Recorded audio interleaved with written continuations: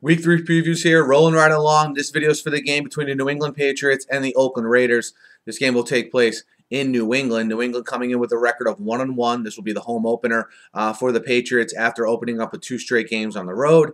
And Oakland coming back east again for the second time in 3 weeks with a record of 0-2. And you start with the Patriots, and last week they go into Minnesota and they take care of business 30-7, playing an Adrian Peterson-less Vikings team, and I thought they played that to their advantage. They were very good in holding down Matt Castle in that passing offense. Castle right around 50% completions. They forced him into some turnovers. Also, Chandler Jones absolutely abused Khalil, the left tackle there for the Vikings. So, like I said in my earlier previews for New England, I think that's going to be the recipe to success for them on defense. Make teams as one-dimensional as possible. Take advantage of that better secondary they have now, and let the Chandler Joneses of the world really have a breakout season and get after the quarterback. I thought the blueprint they wanted to use was perfectly executed in Week 2. But remember, that was a team without their best player, going through all that Adrian Peterson stuff there in Week 2. I think they get another break this week to sort of tune up with Oakland coming to town. Where the concern is a little bit for me is with the Patriots offense. Tom Brady has not looked good the first 2 weeks. Doesn't seem to be totally in sync with his receivers.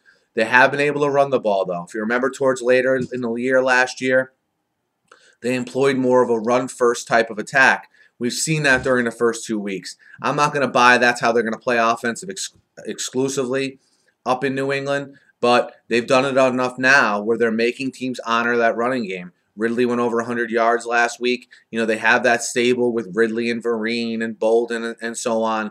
So you never know who it's going to be for them. But I think the commitment to the run is going to be pretty consistent here until Brady can develop consistent chemistry with his outside wide receivers. And with Oakland, look, you have a young quarterback. You have an older roster other than that younger quarterback. It never made sense to me how they put this roster together. It was like you were going for a quick fix, but without good players, without veteran players who are in their prime. A lot of these guys that Oakland has are veterans that are a little bit past their prime. I still think they have something left in the tank, but when you start off 0-2 in the fashion they have, not a great performance against the Jets, certainly offensively. You go back home and you get beat pretty good by the Texans on your home field. How does this team now bounce back, traveling all the way back east for an early start against the Patriots? Obviously Derek Carr against a Bill Belichick defense. Bill Belichick always tends to dial up something unique for a rookie quarterback. I don't think that'll be any different in this game.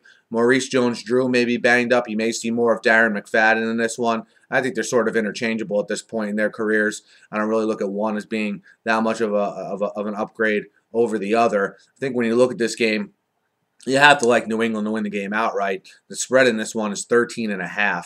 I'll take New England to win the game. But in the NFL, I think there's a little too many points to lay here. So I'll take New England to win the game outright, but I'll take Oakland plus the 13.5. I think Oakland, does get some points on the board, but I think overall, obviously, New England to win this game is sort of a no-brainer. Guys, let me know what you think. Hit me up in the comments. Hit me up on Twitter as well. Be sure to subscribe. Preview every game every week. Always breaking down the news of the day. Thanks for listening. Have a good day.